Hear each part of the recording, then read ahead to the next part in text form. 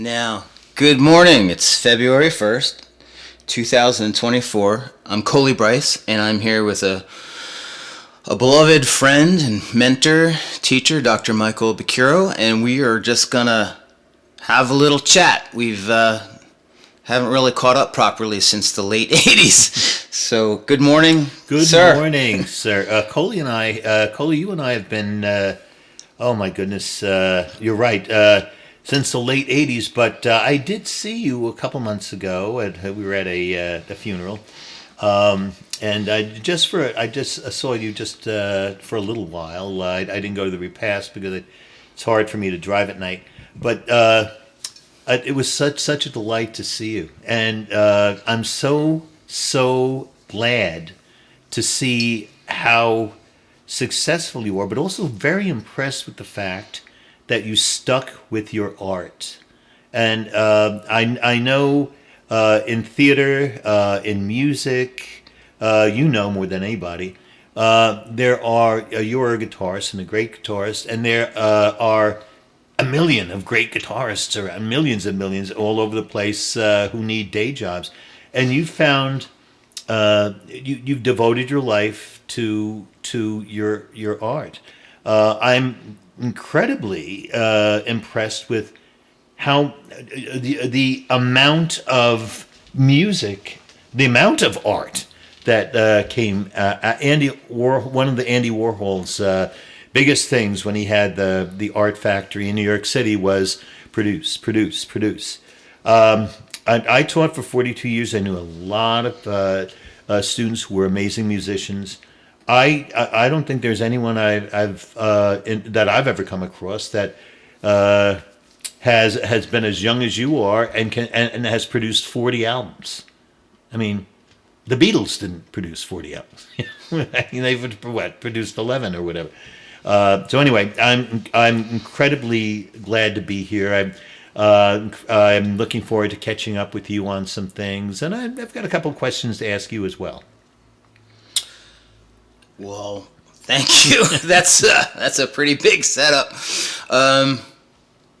Yes, I've been stubbornly persistent. Some people might argue that I've been more prolific than profound, but basically, well, first of all, I can't thank you.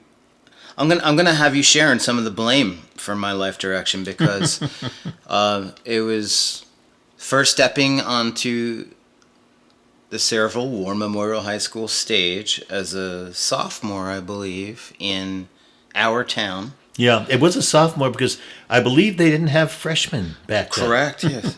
The high school was sophomore, junior, and senior. And you I remember my first lines were with Paula Cassie. Good afternoon, Joe Stoddard. How are you? And I remember those old fashioned lights that the brighter they were, the hotter they were. I remember the musty smell of the stage curtains and the vibrancy of that experience with the coming of age, raging hormones of teenage, vivid, sense of opportunity and adventure, looking forward. It was a gateway drug, I guess. Well, I was very impressed, even when you were younger and just starting out as a sophomore. It takes a lot of courage to get up on stage, and I know you were always a music person, but you also proved to be a really amazing theater person, and that high school Colie, that 15, 16, 17-year-old Colie, was an amazing person. And I don't know how much you want to share, but even as a young person, we're an open book today. Okay, you went through a lot, and in terms of the theater and your friends, it was like a second family. And nope, I'll correct you there. It was my first family. Mm-hmm. That teenage, the theater and the friendships that developed around those band and theater activities. For me, kind of being what I've come to learn to be like the black sheep of a dysfunctional family system, that life, the theater, the band activities, those friendships, those bonds actually became my primary theater. And I would suspect that, other students you've had over the years felt that was their primary kinship as well, because that's the family you pick, right? Yeah. That's your soul tribe. That's right. So I think I think I have a great debt of gratitude to express to you, and I'm sure there are thousands of other young people that you provided safe passage for in their cultivation of their personal authenticity. You put so many kids in a safe place where they could find their own footing, who they really are, in a community where that's not outwardly, maybe perhaps more so now, but at the time, there was such an emphasis on rugged athleticism and kind of the typical patriarchal kind of themes du jour of that time period. And you provided a vital alternative for people that were looking for something deeper and something more, and it wasn't so easy to get at that time. So that needs to be acknowledged, and I personally thank you from the depths of my soul for that. Well, I appreciate those kind words. I always tell teachers that the number one thing that we have to do, and most people say, well, what do teachers do? They teach. That's the most important thing they do. That's the number one. And I say, no, that's not. The number one thing that you do is make sure that you provide a safe space for your kids. And not only physically safe, make sure everything, you're not tripping on anything, but also that's like emotionally safe, a place where you can go and be accepted for who you are, and once you've established that, then really true teaching can take place. Also, the arts in particular, theater, which is my particular expertise, but music, the band, the chorus, whatever. That provides, I think, if done correctly, the kids with that safe space that they need to grow, and they need to. And one of the things about theater is it's mostly rehearsals. It's weeks and months of rehearsals, and then there's a performance. And the neat thing about I always say the process, the rehearsals are just as important, if not more so, because that's where you can make your mistakes. And it's so important to feel comfortable enough to make mistakes or to try things. And I've often had kids when I'm directing a play say, Dr. P, I have an idea. Why don't what if I do this or say this a certain way? And my answer always was, well, let's try it. Let's see if it works. And often, many times it does. And so I get some of the best ideas from my students as well. But also, it's interesting because I've had the benefit of being a senior citizen of teaching in the 70s and the 80s and the 90s and the 10s and the 20s. So I have I've seen with the passage of time Cultural shifts. Many cultural shifts. So funny. I remember when I first started teaching, and we would do improvs, and I would say, "Okay, you're the mom, and you're the daughter." And mom, the daughter's going to school, but you don't like what she's wearing, okay? And so they'll be in a discussion. And I remember the daughter saying, "Mom, get with it. This is the '70s," And of course that was 50 years ago, And then toward the end of my career, when I'm doing the improv, "Get with it, Mom. This is the 21st century type of thing." So yeah, I've seen different styles and all sorts of cultural shifts over the years, and there's going to continue to be cultural shifts over the years. But I did have a question that I wanted to ask you, and it's something I want you to think about, and you don't have to answer it right away. And one is this: Colie, you've been through. You're in your 50s now, right? Yes. So I mean, you've lived. You're in your 50s. So, half your life is over. At least. That's a Woody Allen line. Anyway, let's say we were having this conversation. You're sitting there sipping your coffee, and in this chair isn't Michael Picuirro. In this chair is 16-year-old, 15-year-old Colie Brice. So you're talking to the young Colie. The young Colie has no idea what his future is going to look like or whatever. The older Colie, you have the benefit of the year, 50 some odd years of life. What kind of things do you think you would, if you had the opportunity to talk to him, what kind of things do you think you would tell him or ask him? Use your seatbelt and your sunscreen and stop drinking sooner. And I'd say, you're going to have a tough road, but it's going to be worth it. Life is going to be rich. And how you define rich and wealth is going to become very expansive if you stay on the right track. Yeah. Good advice. Do you think he would take it? No, he was an asshole. He was belligerent and stupid, like a young Labrador Retriever.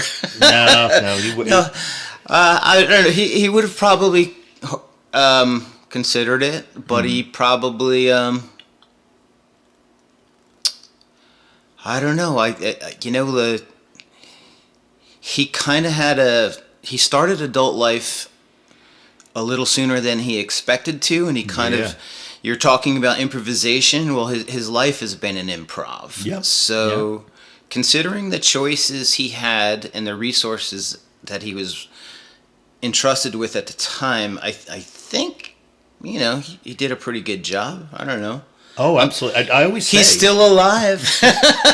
I've told you this before that you've been through things, and at least a couple of times, that would destroy some people, and you made it through it. And I know that sometimes it must have been one of the hardest things in the world in your life to do, but you somehow made it through. What I don't know how you did it, because different people make it through different ways. But was it through your art? Were you able to just concentrate on your art? Were you able to concentrate on your kids? What kept you going? Well, definitely, the responsibility of children, for sure. Yeah. For me, with the music, at 18, there was this huge success of this guy around the block. I was living in Bobby Bogan's house at the time, and this guy around the corner is the biggest recording artist in the world. So, as an 18-year-old, yes, it was a huge influence and something I wanted to replicate. I started off with a ego-based thirst for fame and validation, and even in high school, I had a little taste of what that would be like in the plays and stuff, there's a lot of ego gratification to people applauding you and liking you, especially if you've got internal wounds and you have a damaged ego that kind of starts using that as a bit of a drug, really, to kind of fill a hole within that probably should be dealt with in a better fashion. We're young. We don't know. We're just kind of going with what we got. I wanted to also mention that you have a very, very healthy lifestyle in terms of drug, alcohol-free lifestyle. I do now. Well, but the thing is, if someone asked me if, Mick, are you drug-free? I'll say no. Every morning I have to have caffeine. Yes. So I'm holding a cup of coffee in my hand right now. But I never pictured you. I mean, maybe you've binged or whatever, but I never pictured you as an addict of drugs or alcohol. Well, to me, I had two active addictions probably since I was a preteen. I remember the first time I partied with teenagers in Lavallette, New Jersey. I was 10 years old, and I got hazed into drinking half a glass of vodka. Oh. And I remember the guilt and the shame and walking up to the boardwalk and feeling that alcohol just go into my veins. And on some intuitive level, I knew I had spiritually opened myself to some dark thing. And I have a family history of alcoholism on both sides. So I really was playing with dynamite. Right. So I kind of intuitively knew that I had chosen something dark and sinister. But at the same time, because of a lot of the pain I was in, I was definitely comforted by the numbness of alcohol. And then you combine that with kind of normal teenage experimentation and the fun aspect, the lines about appropriate usage got real blurry real quick. And then, over time I just kind of developed a dependency on, just knocking, when I'm stressed out, I'd knock down 3 or 4 beers, which habitual use isn't good. That wasn't the real danger. I've always been productive. I've always worked. I've always had goals and ambitions. You were always functional. It didn't deprive me of that, but I would have, brutal binges sometimes where I was just off the rails, and I didn't know when they were happening. So I absolutely had a problem with it. For me, the bigger addiction that I've had to face in my life is codependency. Now, when I was a kid, I don't think codependency was even a term yet. I don't think we even thought of in terms of relationship addiction. Right. Now, if you look at the pop culture, every hit song in the 70s, it was all about codependency. I'll die if you leave. Like it was almost fostered, encouraged at large by society to Absolutely. Turn on the radio. I can't live without you. Right. We conflated codependence with romantic fulfillment, and they're actually, I've come to find after a half century, they're distinctly different. But so for me, and having left home so young, and having kind of this fear of abandonment and the associated traits of an adult child of an alcoholic, whatever woman I was having my relationship with at the time became my everything. Now, would you say, you mentioned that you left home at an early age. In a sense, wouldn't you say that home left you at an early age? Yes. Yes. Yeah. Unfortunately. I mean, I don't want to get into the blame game about the specifics of it, but yes, I had been living above Cerebral Hardware, and then, I get, but the reality is, my mother, who God bless her, is now over 40 years sober herself. In her early recovery, sometimes people, when they first get off that treadmill, they can kind of even be more dysfunctional when they're actually on it. Right, when they're getting their bearings. And she made an unfortunate relationship choice with a very abusive guy that basically was physically violent to me, and then basically they moved out of the apartment, and I got thrown out of the new place like the night we moved in. It was a brutal, abrupt entrance into, hey, you're 15, and if you want to eat, you want to sleep, you want to live, you got to do this. Meanwhile, I was trying to masquerade as a normal Cerebral high school student in the theater and in academic prep classes, and most people had no idea what you were going through. Well, thanks to your acting training, I did. Yeah. I put up a pretty good front. Thank you to my public theater education at Cerebral High School. I put up a good front. Yeah. But there were people that saw the cracks. I had mentors like yourself and some other people, and just really a terrific group of friends who really compensated as much as you could for that lack of a home environment. Now, just recently, we were talking recently, and you said that There was a dark period, a low period in your life when you were living above the hardware store or whatever, and you remember having to walk from the hardware store all the way to South Amboy, and then recently when you moved back to Sayreville, you remade that trek and that walk. Yeah. So a couple of years ago, my wife of about 20 years informed me that she'd fallen in love with another person, and it was devastating. I had just spent 10 years in Maine,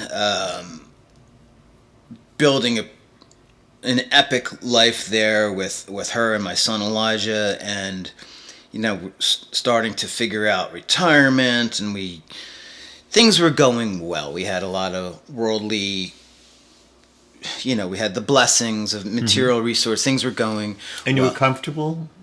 Yeah. It was. Yeah, I had like a big ass sailboat with a wood stove on it, and lots of property, and just lots of toys. Well, the things that come with that type of success, which are they're great blessings, but that can all go away. Yeah. So the long and it's hard to summarize it, but basically it was what you would call a dark night of the soul. I was devastated. It was not. I put my whole heart and soul into this relationship, this life, my family, the community, the home, and also the loss of the home for me had meant so much to me to have a home after absolutely. So learning how to let go of that. So I basically surrendered.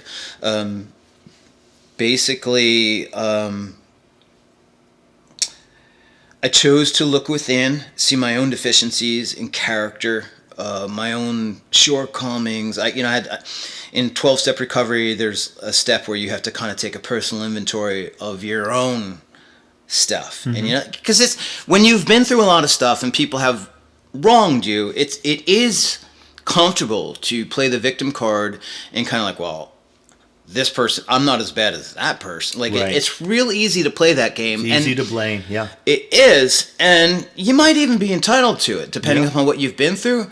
The reality, however, is it's not going to change anything. Right. So you're best off, like, whatever happened to you, ultimately, it's in your best interest to take responsibility for all of it, even if it's quote-unquote not your fault. Because no one else is going to pick you up but you and what I believe to be my higher power.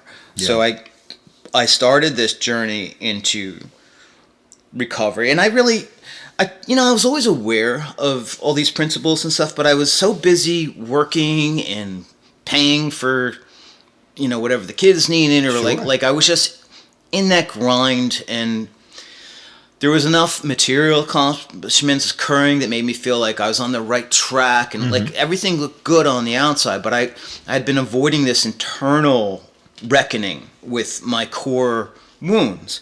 Yeah. And basically, when my wife left me for another person, I mean, it just ripped off all the spiritual duct tape and bandages that had been kind of holding me together in this half-ass way, and my guts came spilling out on the floor, and I had to start this process of rebuilding, and that required going back to the origins of all this stuff and doing what people call like inner child work and shadow work, and so it began, and I started my journey in 12-step recovery, and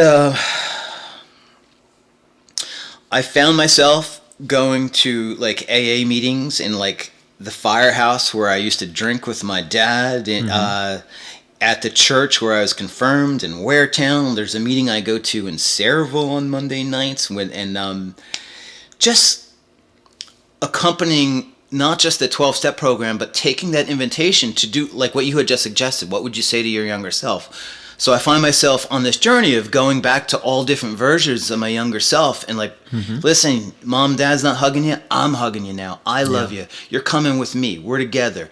It's almost like you gather all these other versions of yourself, for all their good and all their bad. You're like, yeah, I know you did that wrong, and I know you regret it, but you made that decision based upon who you were at that time. That's not who we are anymore, and I love you, and I accept you.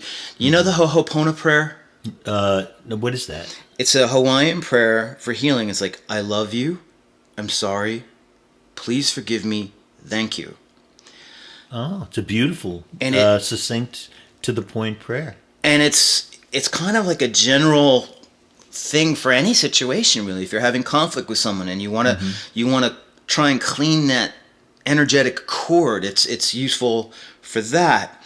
And I use it with my own inner children. I try to be like, hey, maybe I let you down maybe we let each other down in our previous versions of ourselves, but here we are now, and I love you and I forgive. You know what I mean? Yeah. It's so it's been an intense couple of years trying to do all that work, but what I will say is that when you do submit yourself to recovery and that higher power, at least what I have found thus far, there's losses. You have to let go of a lot of things. Yeah, but which is very hard to do, but also very necessary to do, letting go.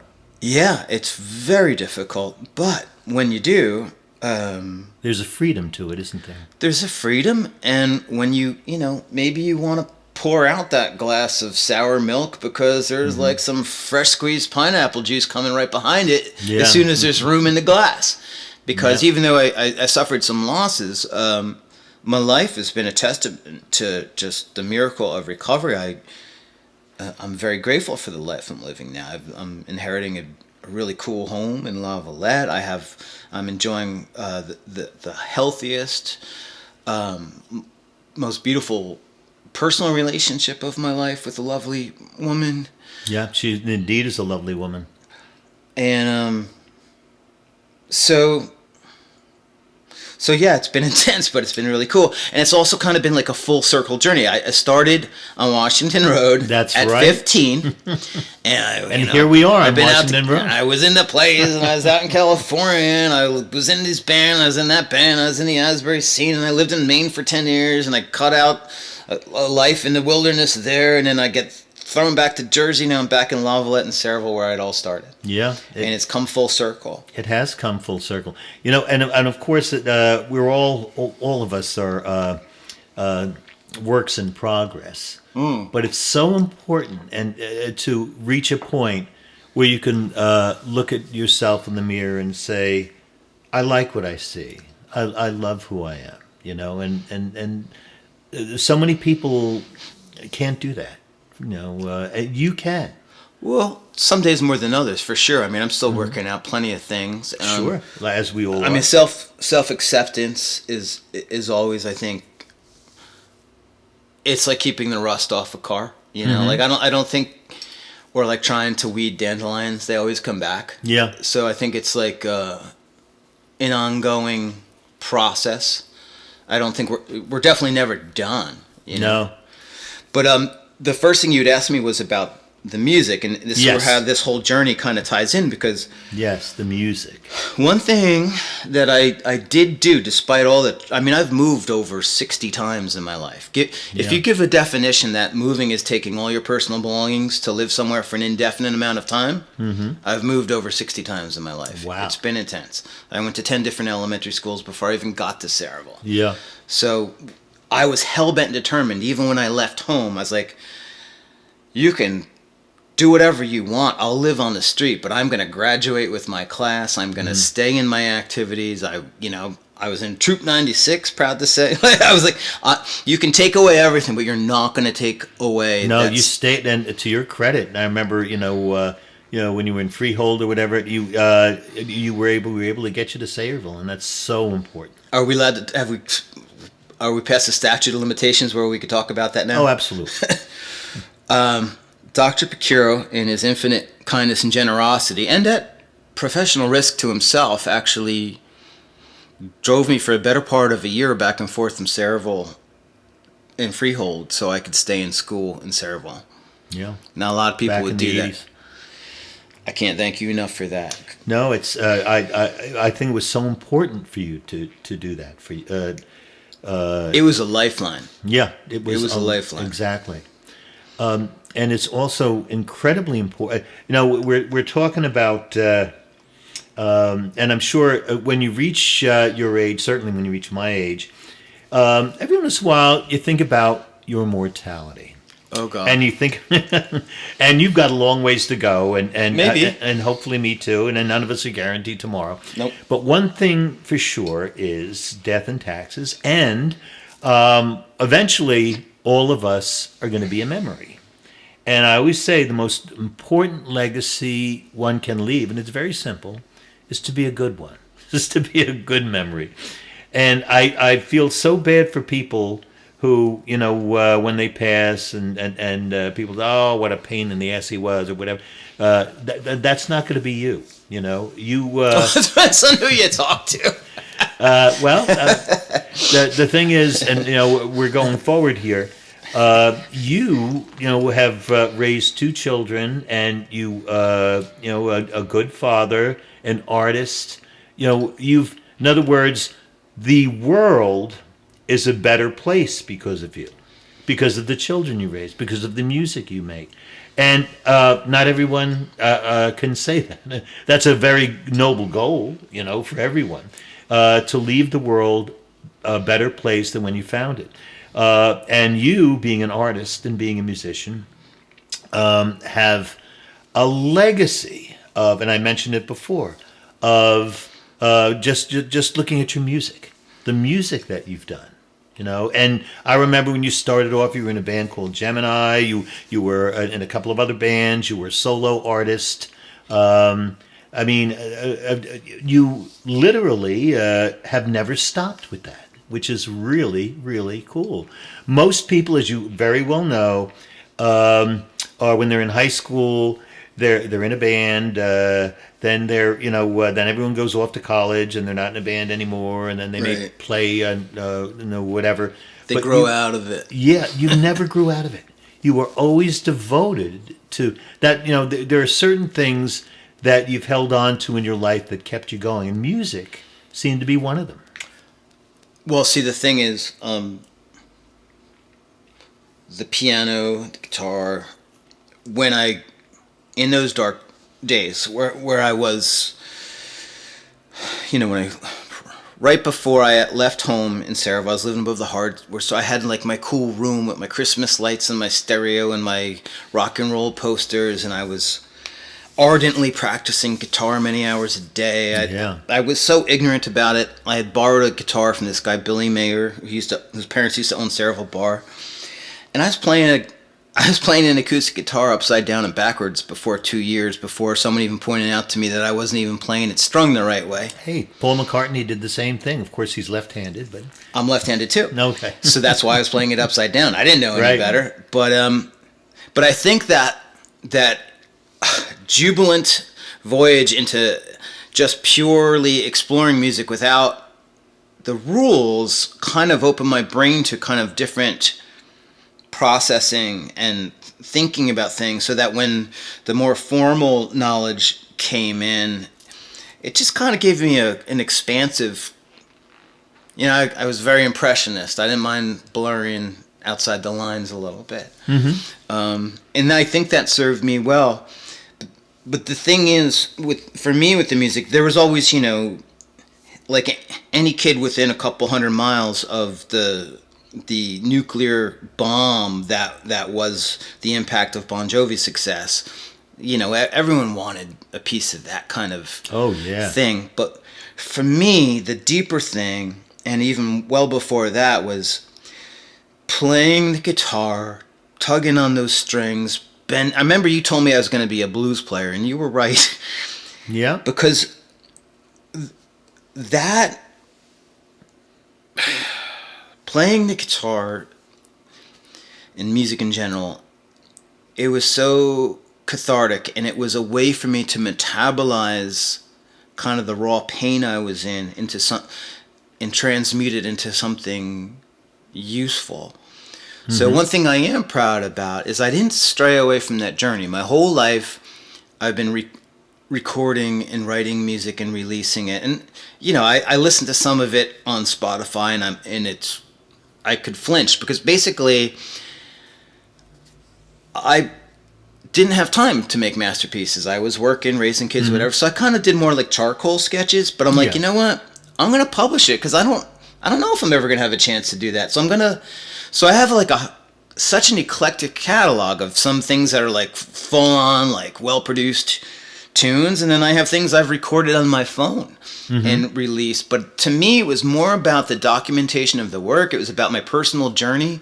It was almost like blogging musically before a blog was even a word. I didn't even know what I was doing. It was just kind of intuitive. Yeah. And before you knew it, there was like over 40 solo albums plus all kinds of other stuff. And I was like, okay, you've gone through this like midlife, like Dark Night of the Soul thing, and you've got this whole body of work that you did while you were in that former existence. Now I'm trying to like curate that catalog and kind of sift through it and be like, all right, well, what's the essential things here? Like, you know, I'm not one of these guys that's deluded to think that everything I've done is like some priceless thing. You know, in fact, I've contemplated taking some stuff offline because I just think it's subpar or whatever.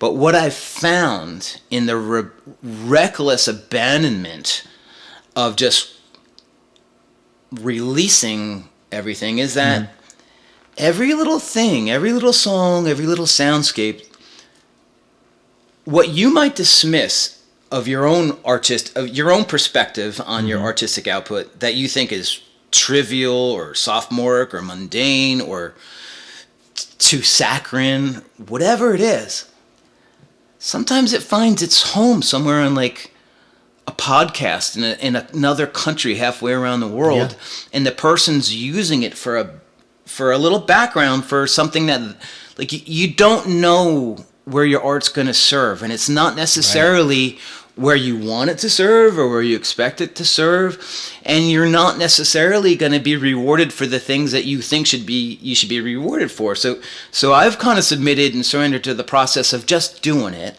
the best I can. When I adhere to a philosophy I call the Luna Muse principle. Luna Muse. Yes, meaning crazy inspiration. When I started off, I was definitely very much paint by numbers. I was trying to listen to the records that I loved the most, and I was like, how do they do that? How do they do those 5/4 harmonies? How do I need to have this guy and that guy, and I want to have it, you know, a certain thing, and that's what my second band, Phantom's Opera, was all about. I got like Michael Romeo on guitar and Bob Nelson on drums, Jack Young on keys, all these great musicians. A lot of them, if that, most of them are still going. Michael Romeo is celebrated as one of the. He's not just a guitar prodigy. He's a compositional genius who's only starting to get into the infancy of what his accomplishments will be as a composer. Wow! I mean, I've Bobby Nelson's still playing, and I've seen him. Bob Nelson, rock and roll soldier. He's playing with Joe Bonanno and the Godsons of Soul. They're playing casinos all the time. There's some people that are lifers, right? Like a lifer musician's gonna, whether you're playing on the sidewalk for coffee money or you're flying out to a corporate gig, you're just. Some guys, it's what's in their. It's just what they do. They're born to do that, and they're gonna listen to that calling, good or bad. Those are the. And as you pointed out, those ranks thin out over time. It's like they do. You know, it's like okay, we're 17, we're gonna be in a rock band. All right, we're 21, we graduated college, we're cutting our hair, we're getting a job. 30, forget about it. 50, what are you crazy? You know? But at some point as you go forward in your artistic journey, you realize you might be an artist, and you might not even be doing work for your time period. That's true too. Yeah. You might. There are some certain songs that are timeless, and there are certain songs that are dated. You're right. Well, you could write a book, and it might not be 200 years later till someone reads it, but it doesn't diminish the value that book is there. Yeah. It might not be in your time to get the ego harvest of your efforts. You might not get the adulation. You can't be dependent upon that. You have to find your satisfaction in the work itself.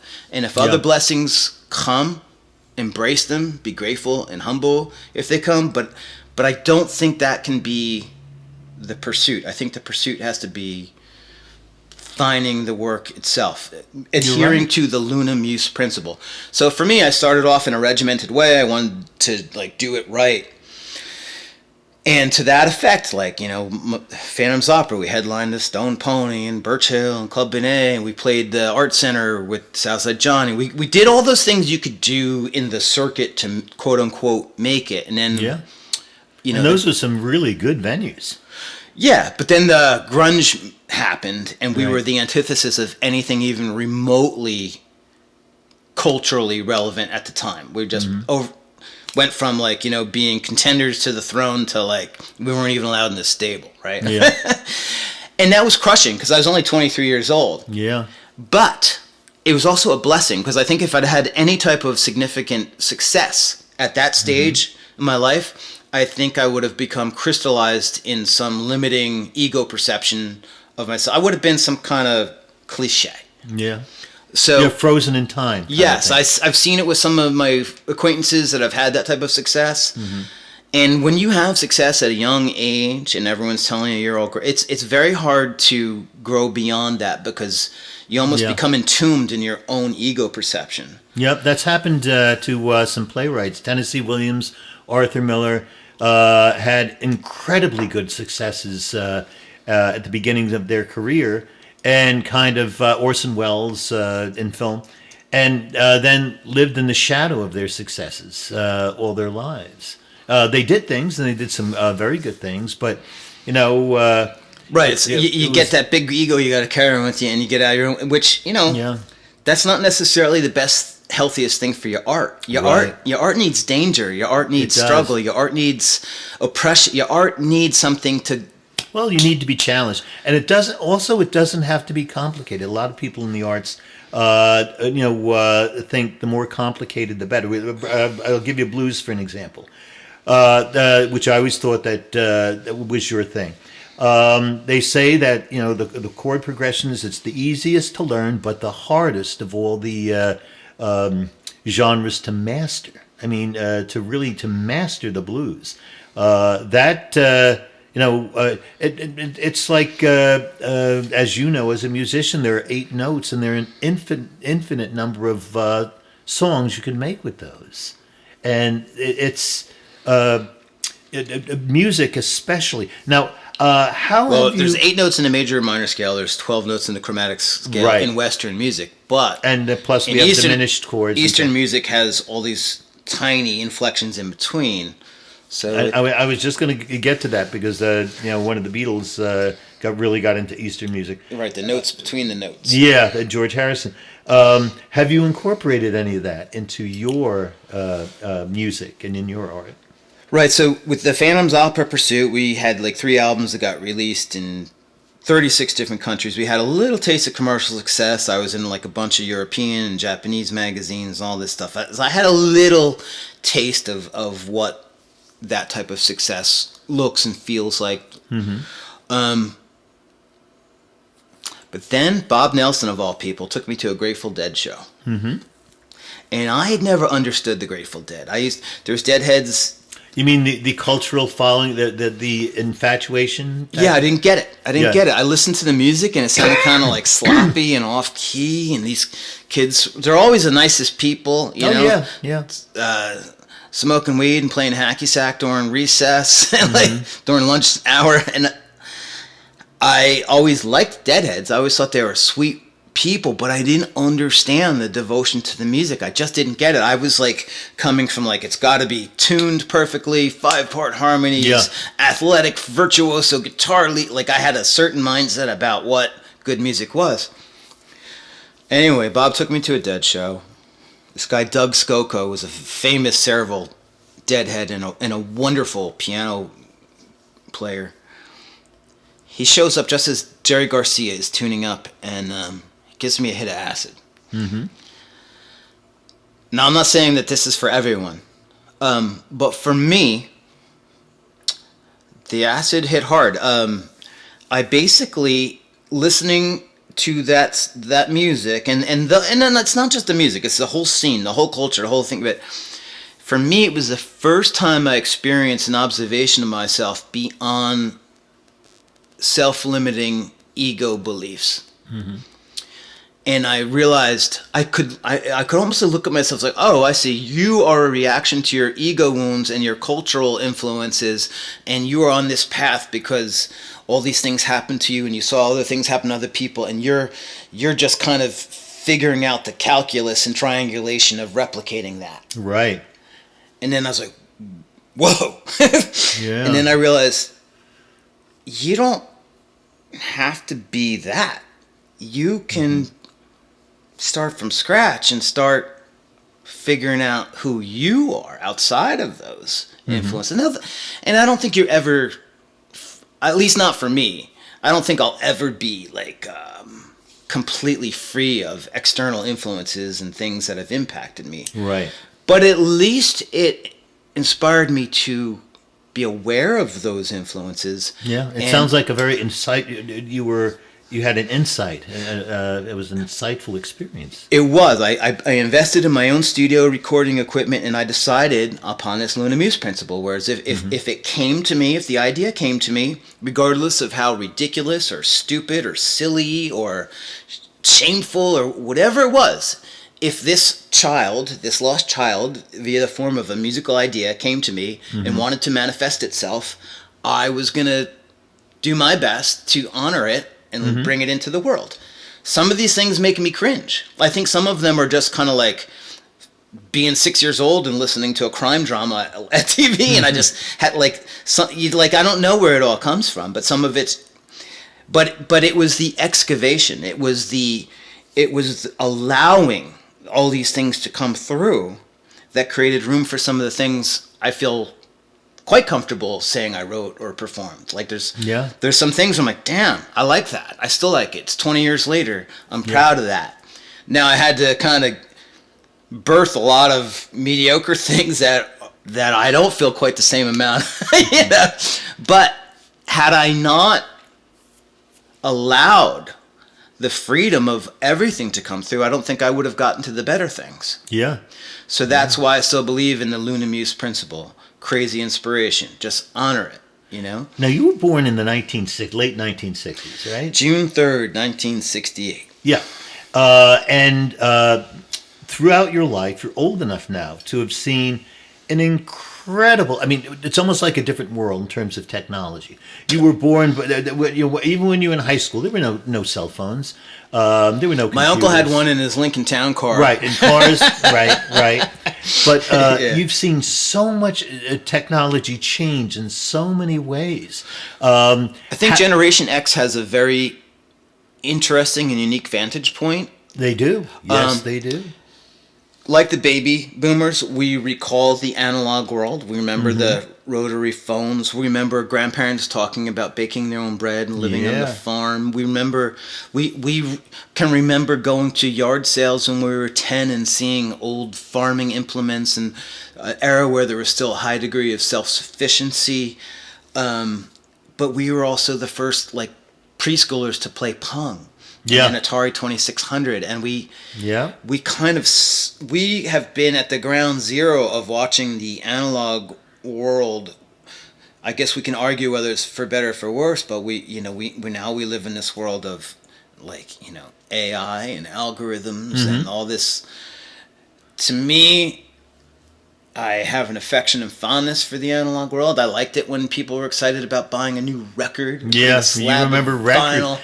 And I miss, and we miss the liner notes and the record covers, and and I miss magazines. Yeah, I don't want to know everything right away. I liked that I had to wait. I liked that there was, or you'd send a letter, you'd have to wait a week before you got a response. Maybe God forbid, 2 weeks. I just felt like there's a little. In my heart, honestly, I lived in this town called Eastport, Passengers in Maine. It's one of the largest natural deep water ports on the East Coast, and its golden age was the end of the age of sail and the beginning of the age of steam. In my heart, so it's an old port. Yes, yeah. It actually, an interesting side note: Eastport was held by the British during the War of 1812. Wow! So Eastport was not too far off from being in British rule. Yeah. But that age of sail, there's something, and I know that there is medical suffering and people died from dental problems unnecessarily, and I don't want to over glamorize what it was like living.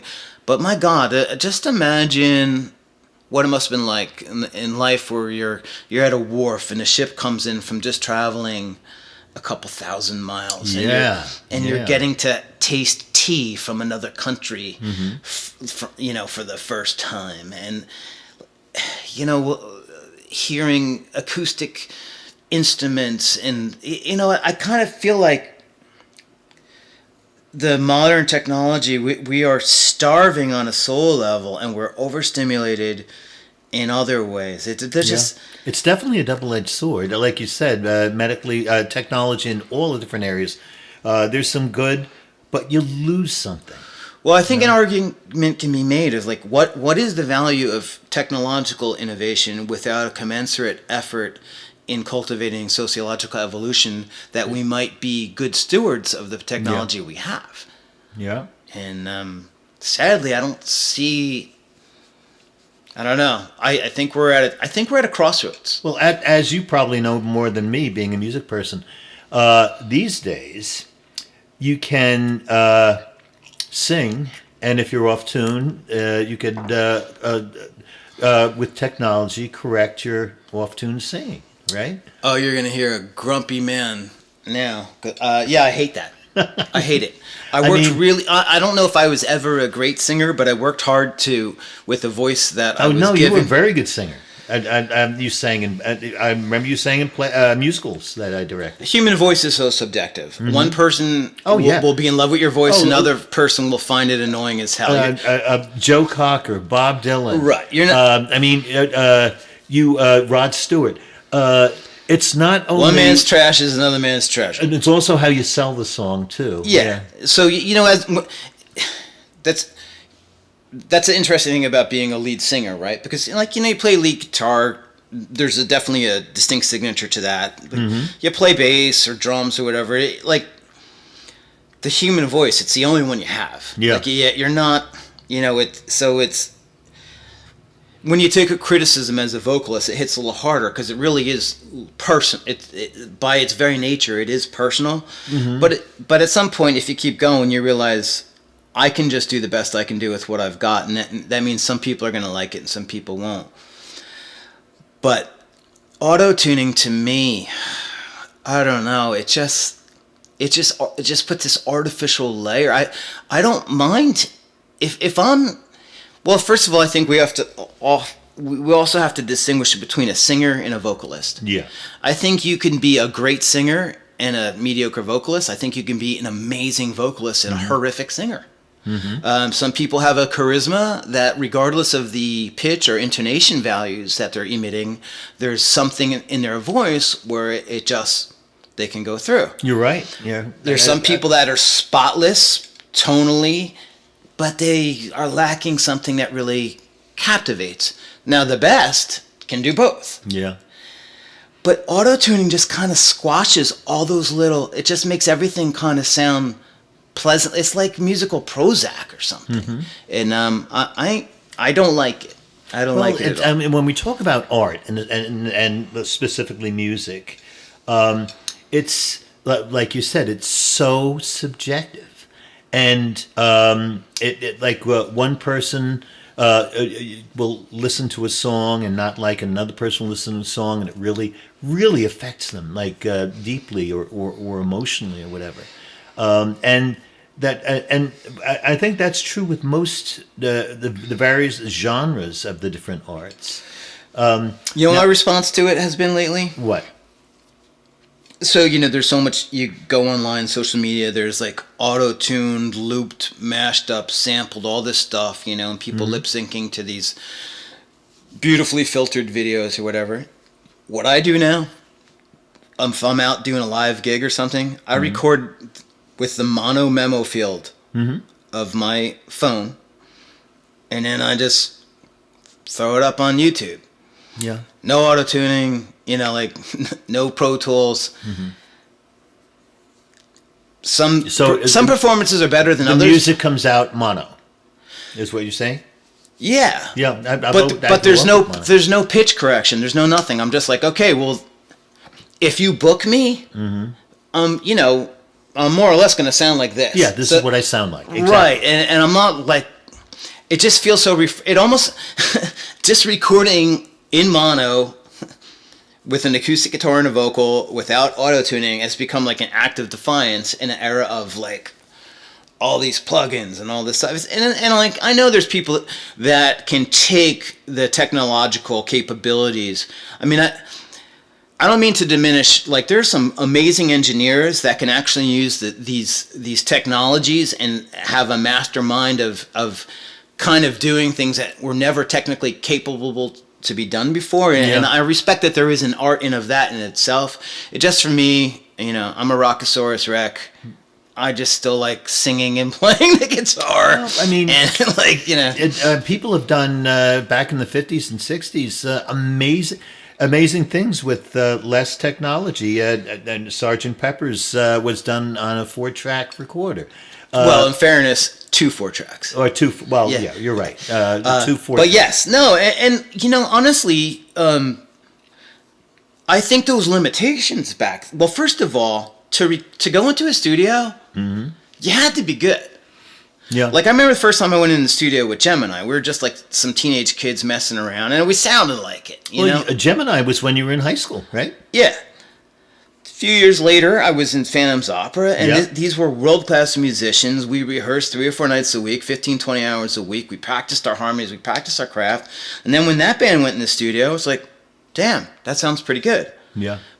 My point is, like, the studio went from being a tool that would actually illustrate your deficiencies because of the recording technology to a tool that's become a way to mask your deficiencies. Right.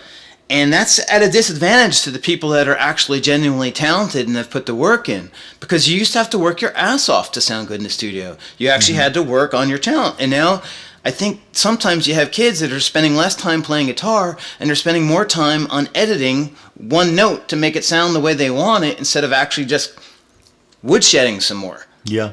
And I know what you mean, and I guess it's I guess is it worth it? Is it worth the final product? You know, you can do the auto tuning, whatever, and get a really good product, but is it worth it?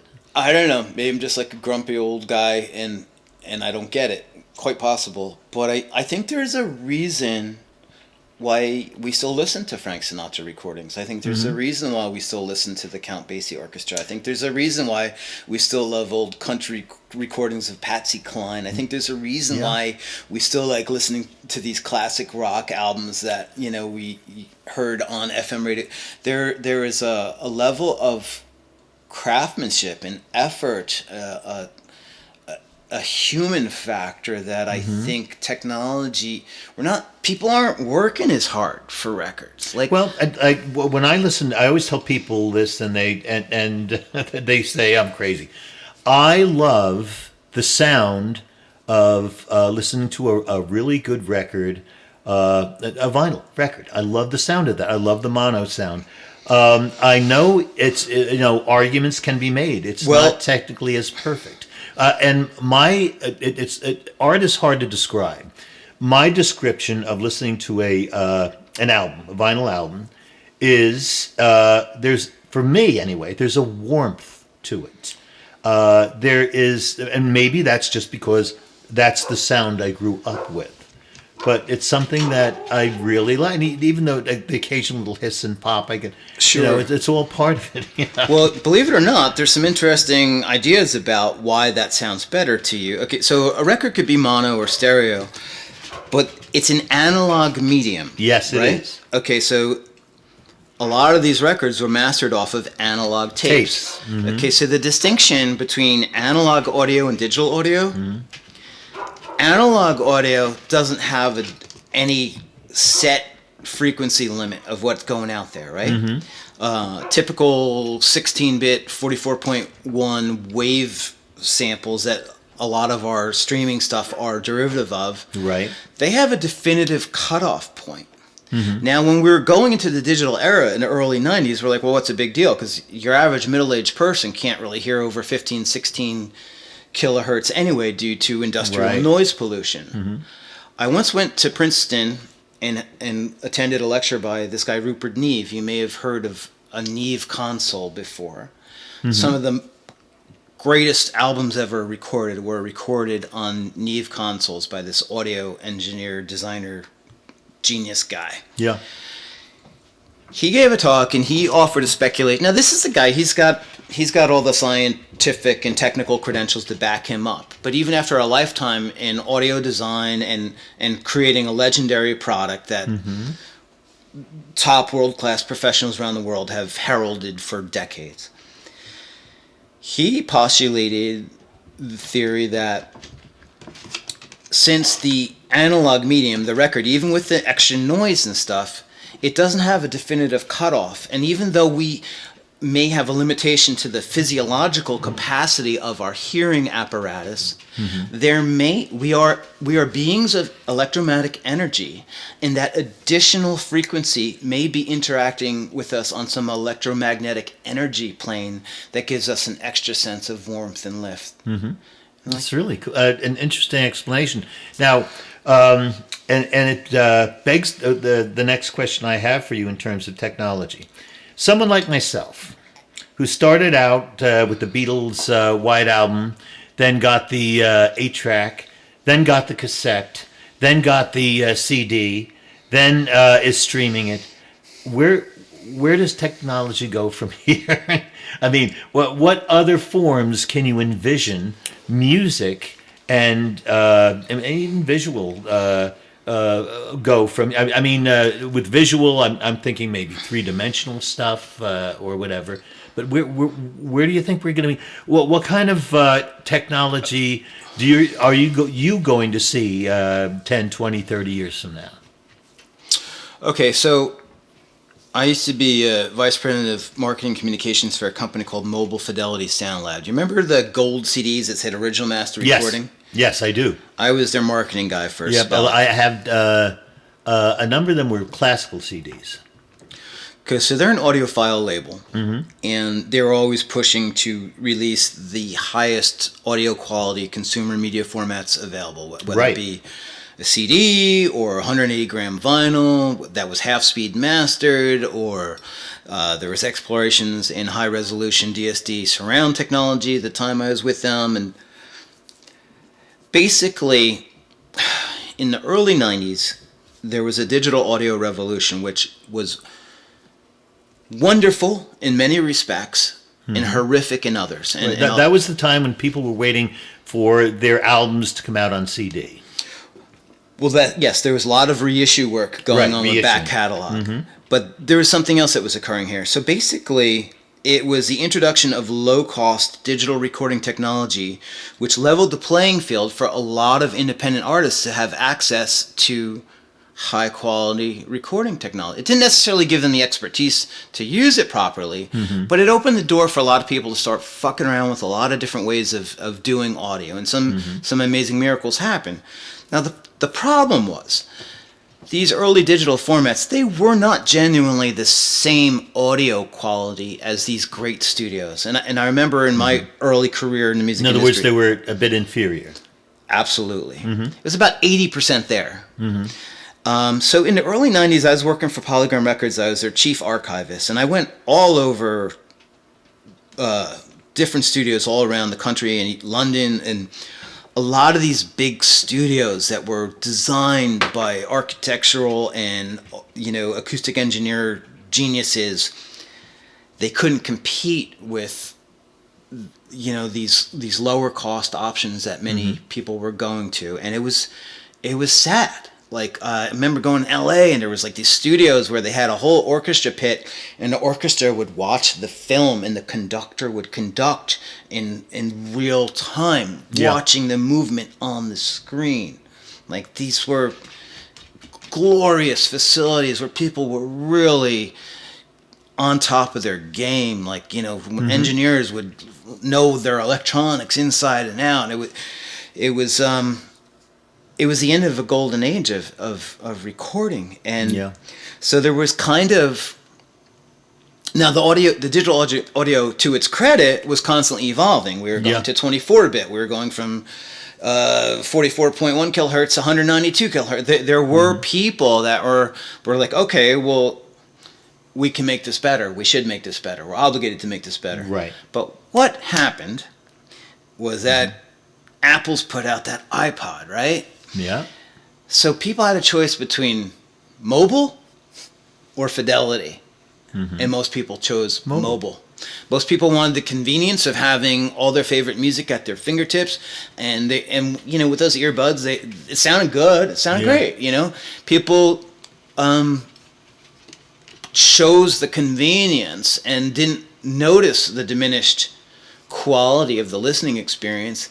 And then, you know, like when I was a kid, we'd share our records because you couldn't afford to get every record. So you'd kind of coordinate with your friends, like, well, if you get the REO Speedwagon and you get the Styx and you get the Journey, you know, we'll get together Friday afternoon after school and we'll listen to them all. And it wasn't, it was and more of an engaging experience when you actually had to have the effort of putting on the needle, sitting down. You actually ingested the art on a deeper level than when it was just like wallpaper to your jog or or whatever. Not that that's not inherently valuable unto itself. It's just different. So I think there's always going to be some people that are going to want to go for the quality aspect of it, right? And sometimes the quality shines through the inferior technology. For example, I have complete recordings of Enrico Caruso. He recorded in Camden, New Jersey. He was an opera star at the Met and all over the world. And when he recorded back in the studios in Camden, he didn't even sing into a mic. He sang into a horn, you know. And so obviously, when I listen to these CDs, they're now on CDs. The quality is nowhere near the quality that we have today. So was the original consumer format like a 78 or an acetate original shellac? Consumer format were in two types. They were cylinders, believe it or not. Oh, okay, wax cylinders. Wax cylinders, and then they were 78s. And the 70, as you probably know, the reason why we call albums were when they were 78s, they literally were like a book. And you had like 6 or 8 or 10 78s in sleeves, and there was like an album, like a photo album. But my point is, the quality, you can hear the quality of his voice, despite, and they can only clean it up so much, I guess. Right. Maybe someday they'll be able to clean it up much more. But you could hear the quality, you know. And even, like you mentioned before, with the live recordings, I always, you know, enjoyed, and sometimes they put out albums of various artists live, you know, whatever.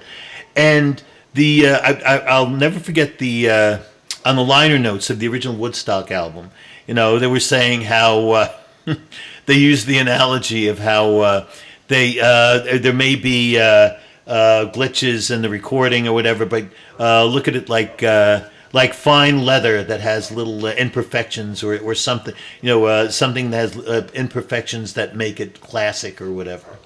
But and also just the challenge of the limitations of like, okay, well, this, you know. Yeah, I mean, this is a source for endless debate among audiophiles and music lovers, and so I don't know where it's going to go. Right now, Dolby Atmos is kind of the trendy thing du jour. Basically, it's a streaming high-resolution surround option. The company that I'm the operations manager for now, Asbury Media, we just invested in a state-of-the-art Dolby Atmos mastering and mixing room. Yeah.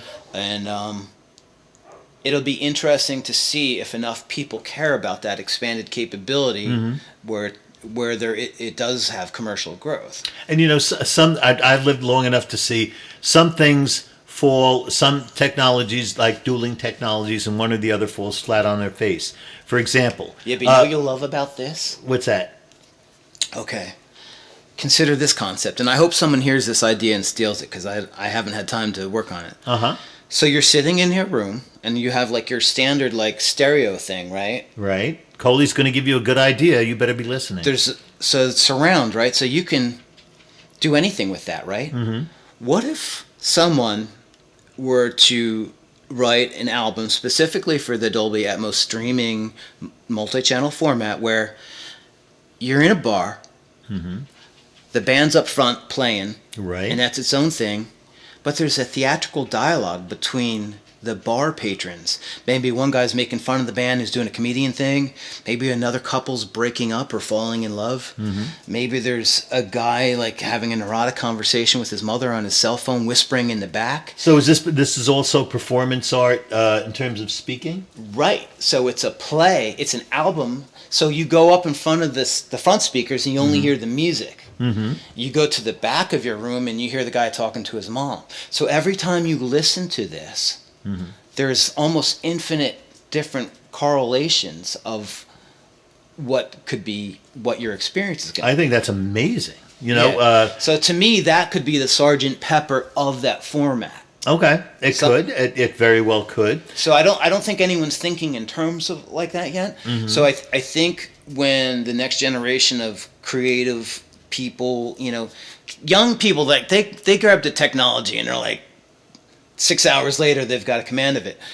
If someone can take, I'm not against the technological capacity. Mm-hmm. But imagine if you don't just like rehash old records and remix like a Pink Floyd record again. Yeah. What if you like recorded some new album and you added these theatrical dimensions to it and you had like there's a room for a new vanguard. There's room for the next generation to take their media like the Beatles did everything they could with all due credit to Sir George Martin as well. Yeah. But they maximize the potential of that like we need someone to there isn't a Beatles of Dolby Atmos yet. Yeah.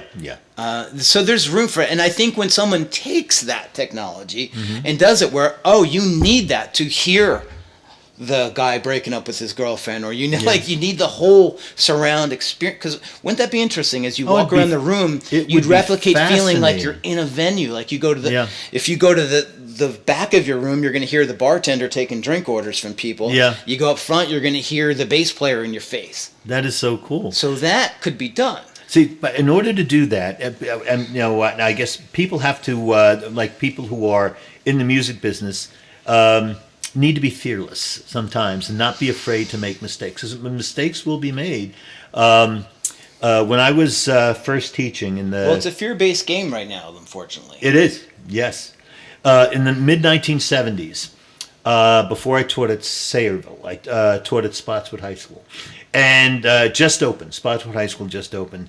And they had this big open school, open class format. None of the classrooms had doors or anything. And in the middle was a media center. And the media guy had to make a decision. He had to invest thousands, and this is in the 70s, thousands and thousands of dollars on either VHS or what was the Betamax. Or Betamax, and he went with Beta because I mean it was actually technically superior. Right, that was his, and he just chose the wrong horse. I remember around that time they stereo caught on, and then they came out with quadraphonic quad. Right. You would think, well, if two speakers, four speakers would even be better. That fell on as people didn't want. In the 1960s, ironically enough, they did come out with, Beltel came out with a picture phone. It wasn't portable, but you know, at home you could pick up your dialing phone, and then, but people didn't want it. It fell on its face. Sometimes just people aren't ready for technology, or technology is not ready for people, you know. But especially the quadraphonic, because it is a very, very simplified version of what you were mentioning before about hearing, you know, going to different, hearing different things. You would think that would be a really good thing, you know. But I think it would be, but for some reason. I guess it's a matter of money, and that's always the bottom line. It never caught on. There's certain things that just never caught on. Or in the case of the VHS rather than the Beta. Why did the VHS win? Even Blu-ray and HD. I don't know if Right. you remember that, but there were two distinct. Yep. The Blu-ray won. Well, why not the HD? One caught on, and the other people who started buying all the HDs. Well, that's not fair. And the No, product that's actually it's technically not. superior isn't, good See, advertising that's and the marketing. irony. Yeah. The product that's even superior. Right, and I think that's where it comes back to where if you are an artist, you just have to be true to yourself, and you're going to find the meaning in the work itself. And if you get external validation beyond that, God bless you and enjoy it. But I think it's dangerous when an artist has a dependency on it. Mm-hmm. Yeah. That could be another definition of codependency, dependency on I think technology. Yeah. Well, even like a lot of, famous celebrities and stuff, like they basically have codependent relationships with their mass audience. Yeah. If you or I were to go out in the street and do something psychopathic and put it online, we'd be called psychopathic. If we were a Right. celebrity and we did it, we'd be called engaging and vibrant and Well, a spectacle. Not only a celebrity, even perhaps a politician. You're right. Right. So, like, when people with a following do zany things, it's an attribute. When Yeah. average schmoes do those same things, they're Well, one is derelict. psychopathic, the other is lovingly They're just eccentric. Right, exactly. And it just depends on how much market share you have. Yeah, it does. In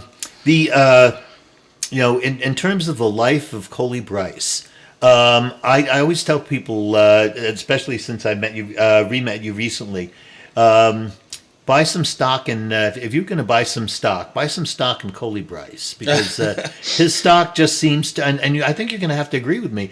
Yes, you've been through some tough things, but it just seems to be going up and up and up and up, and that is so cool. Because like I said before, everyone deserves it, but people who've been through what you do especially deserve it. Well, It's so great to see you having a wonderful relationship with a wonderful person and a wonderful lady. And yeah, we've got to give a shout out to Moira McCormack. oh yeah, I can't say enough yeah, wonderful things. and her about awesome parents, John and Sandy. I know Beloved and worked fir- with and Beloved first family of Sayreville. Yes, yeah. John was and John's brother Wayne. God rest his soul, a wonderful person. Yeah. Well, this seems like a pretty good breaking off point for maybe we'll do this again. That sounds great. I really appreciate it. It's so great to sit down and talk to you and to hear the things that you're going through at this stage of your life and to see things going so well for you. It just does my heart so. Thank you such so good. much. Well, I thank my higher power. I don't take credit for any of it. I think maintaining humility and gratitude is the key to allowing other positive manifestations to come into being, and that's what I intend to do. You have humility, but you also have kindness, and that's so important too. Kindness is really important, and that's definitely something that you role modeled very effectively. Kindness can be fragile, and if you can maintain it despite whatever lack of kindness may be visited upon you, you're definitely better off holding on to it. It's hard. I mean, I don't know who will listen to this, and maybe it's someone younger who's going through their own dark night of the soul, but don't let go of your light, because it'll lead the way again. You just might have to go through a period where you submit and surrender to the higher will of the universe and see what your next operating instructions are. Yep. This is not an original idea of mine, but I heard someone say this once. If you're going, like you said, if you're going through hell, don't stop. Who wants to stop in hell? Right. And just keep going, and get out of the hell. And that's exactly what you did. You didn't stop, and that's so cool. Well, thank you to people like yourself and other angels that have been in my life that have helped me along my journey. Oh, there are many angels in this life, yeah. There are. Thank you so much. Oh. And I'll look forward to seeing you again soon and talking to you again soon. That sounds great. All right, thanks for listening, everybody. Wow, what a conversation. Hope everyone's doing well, and stay tuned.